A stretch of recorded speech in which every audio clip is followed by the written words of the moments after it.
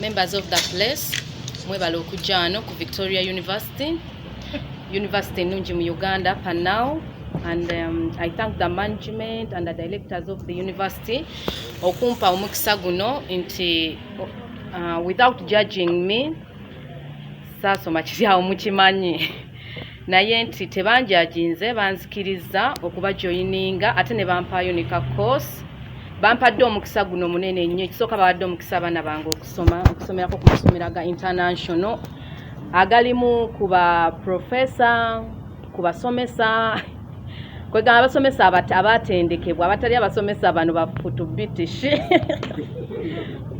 abeebizibu ebingi. So nzikiriza nti buli kyenkola right now sikikolera public, sikikolera muntu yenna, nkikola olw'okuba nti ndi maama.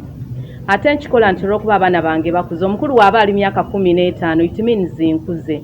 So it's time okuchanginga olugendo lwange olw'obulamu. So ndi musanyufu nnyo okuba nti ngenda kuyiga Oluzungu, ngenda kusoma mu department ya English and Digital Marketing.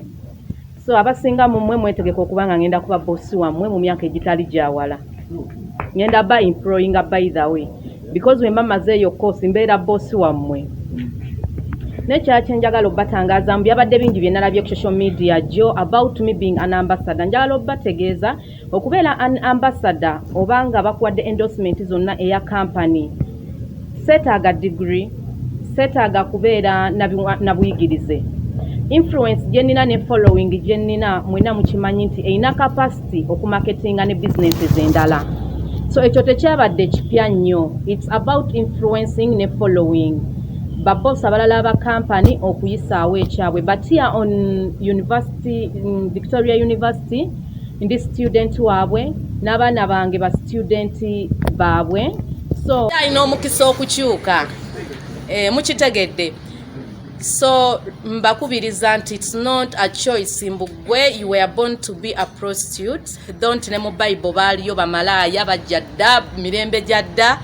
So we have to cast that demon yaba insectors je tusikira obusikizi. So you have a chance to change okyuse ensi nawe wenyini okyuke. So nze Chancellor as Bad Black, my dream is njagala eno chance je mwampadde ngikozese mu digital marketing. Njagala ntambula amawanga ngambulira abantu about my past byempiseemu ne nfaananyirizeeko ng'aba Oprah, because all of those are strong women who was raped when she was a young girl and right now she's the best. So I want to use my past to mend me and to make me a better strong woman who will leave a record in Africa, and that's what I'm going to do.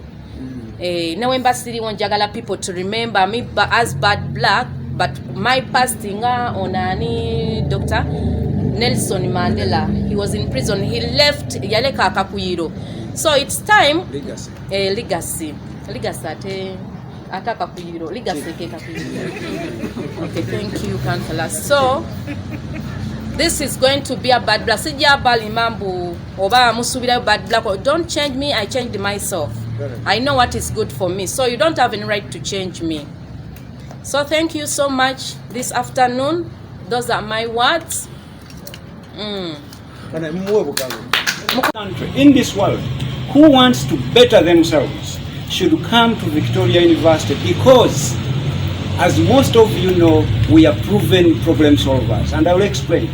So we also believe that every human being, you, me, your child, your sister, your brother, with a desire to transform themselves into valuable members of society, should be given a chance to change and evolve into a person society and their family can benefit from. So I am of the view or the belief that that is what we aspire for in society. So then Miss Shanita Namuyimba came to Victoria University, and I want to be clear here, with an overwhelming desire to better herself and become a decent contributing member of society and a role model to her amazing children. Did you know that the lady you see here, she's a mother of 4 incredible children? and she wants them to look at her as their #1 role model in life. So, for those, of course, who didn't know that she's a mother of 4 incredible children that she loves so much, like any parent should always do, as a mother, she yearns to become the good role model as she continues to raise them into responsible citizens of this country that will become your friends, that will become your colleagues, that will become countrymen and countrywomen that you are proud of. They have to go through this mother you see here, Miss Shanita. So, we also understand the fact that society knows very well Miss Shanita's iniquities, like my iniquities, like your iniquities, like every Ugandan iniquity. We are not perfect. All of us, we yearn to change on a daily basis to become better people. But again, it's the Bible that tells us that I try to be good, but bad things find me ahead.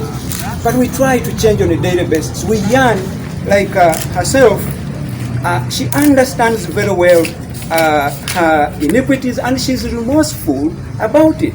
That's why she's trying her best to walk her way from her past into a better, transformed Shanita Namuyimba that her children and society can be proud of as a mother, as a sister, an advisor, a friend to many of us, many of you, all the people she has grown up with, the friends she has made.